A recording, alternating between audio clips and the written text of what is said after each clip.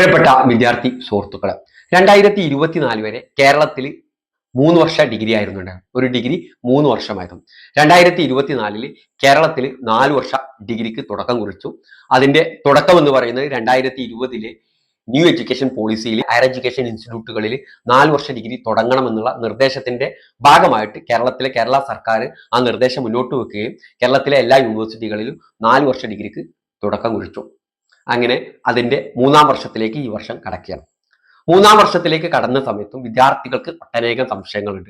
അപ്പോൾ അത് ദൂരീകരിക്കുക, വിദ്യാർത്ഥികൾ, രക്ഷിതാക്കൾ, ഇതിന്റെ മറ്റു സ്റ്റേക്ക് ഹോൾഡേഴ്സിനെ 4 വർഷ ഡിഗ്രിയുമായി ബന്ധപ്പെട്ട എല്ലാ സംശയങ്ങളും ദൂരീകരിക്കുക എന്നതിന്റെ അടിസ്ഥാനത്തിലാണ് ഞാൻ ഈ വീഡിയോയിൽ വന്നിട്ടുള്ളത്. അതിന്റെ ഒരു തുടക്കം എന്ന നിലയ്ക്ക് നമ്മളൊരു സീരീസ് ഓഫ് വീഡിയോ ചെയ്യാൻ പോവുകയാണ്. ഇതിന്റെ ഫസ്റ്റ് പാർട്ടാണിത്. എന്താണ് 4 വർഷ ഡിഗ്രി എന്നതാണ് നമ്മൾ ഈ വീഡിയോയിൽ നിങ്ങളുമായി സംസാരിക്കുന്നത്. അപ്പോൾ ആദ്യമായിട്ട് എൻ്റെ വീഡിയോ കാണുന്ന പ്രിയപ്പെട്ട വിദ്യാർത്ഥി സുഹൃത്തുക്കൾ ഈ ചാനൽ ഒന്ന് സബ്സ്ക്രൈബ് ചെയ്യുക. അപ്പോൾ നമുക്ക് എന്താണ് 4 വർഷ ഡിഗ്രി എന്നതിലേക്ക് പോയി നോക്കാം.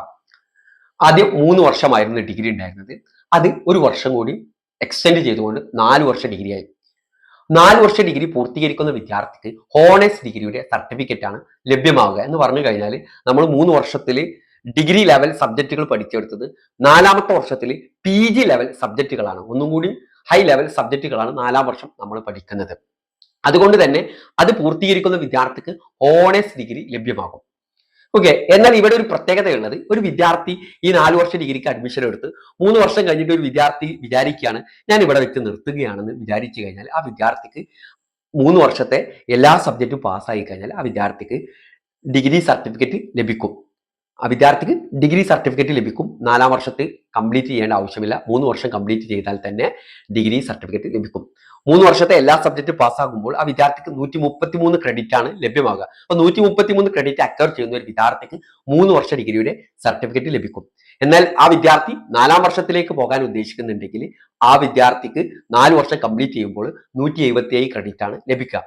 എന്നാൽ 3 വർഷം കഴിഞ്ഞിട്ട് 4-ാം വർഷം കടക്കുമ്പോൾ ഒരു ക്രൈറ്റീരിയ അവിടെ ഉണ്ട്. 1-ാം വർഷത്തിൽ നിന്ന് 2-ാം വർഷത്തിലേക്ക് കടക്കുമ്പോൾ അവിടെ ഒരു ക്രൈറ്റീരിയ പോലും ഇല്ല.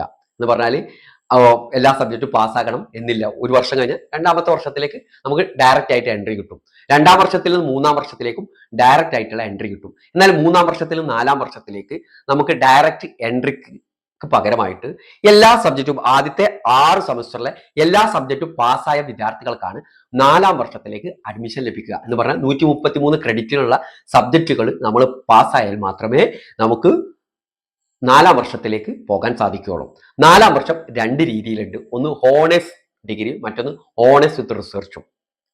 ഹോണേഴ്സ് വിത്ത് റിസർച്ച് ചെയ്യണമെങ്കിൽ 3 വർഷത്തെ എല്ലാ സബ്ജക്റ്റ് പാസ്സായാൽ മാത്രം പോരാ. ആ പാസ്സായതിന്റെ ടോട്ടൽ 6 സെമസ്റ്ററിലെ മാർക്കിന്റെ പെർസെൻറ്റേജ് 75% ആ വിദ്യാർത്ഥികൾക്ക് മാത്രമേ ഹോണേഴ്സ് വിത്ത് റിസർച്ച് ചെയ്യാൻ സാധിക്കുകയുള്ളൂ. 4 വർഷം കഴിഞ്ഞ വിദ്യാർത്ഥിക്ക് PG 1 വർഷം ചെയ്താൽ മതി എന്നുള്ളതാണ് നിർദ്ദേശമുള്ളത്. അതുപോലെ തന്നെ ഓണേഴ്സ് വിത്ത് റിസർച്ച് കഴിഞ്ഞ വിദ്യാർത്ഥിക്ക് ഡയറക്റ്റ് ആയിട്ട് PhDയിലേക്ക് അഡ്മിഷൻ പോകാൻ സാധിക്കുന്നതാണ്. അപ്പോൾ ഇതാണ് ഇതിന്റെ ബേസിക് ആയിട്ടുള്ള ഐഡിയ എന്ന് പറയുന്നത്. ഇതുമായി ബന്ധപ്പെട്ട് ഇനിയുള്ള നിങ്ങളുടെ സംശയങ്ങൾ നിങ്ങൾ കമന്റ് ആയിട്ട് രേഖപ്പെടുത്താം. ഒരു വിഷയത്തെ കുറിച്ച് പറയാൻ കഴിയുന്ന രീതിയിലുള്ള കമന്റ് നിങ്ങൾ രേഖപ്പെടുത്തി കഴിഞ്ഞാൽ നമ്മൾ അടുത്ത ഓരോ വീഡിയോകളും അതുമായി ബന്ധപ്പെട്ട റിലേറ്റ് ചെയ്തിട്ടുള്ള വീഡിയോകൾ വരുന്നതാണ്. അടുത്ത വീഡിയോയിൽ നമ്മൾ 4-ാം വർഷത്തെ കുറിച്ചാണ് പറയുന്നത്. ആ കാര്യങ്ങൾ നമുക്ക് വ്യക്തമായിട്ട് അടുത്ത വീഡിയോയിൽ നിങ്ങളുമായി പങ്കുവെക്കാവുന്നതാണ്. Okay, thank you.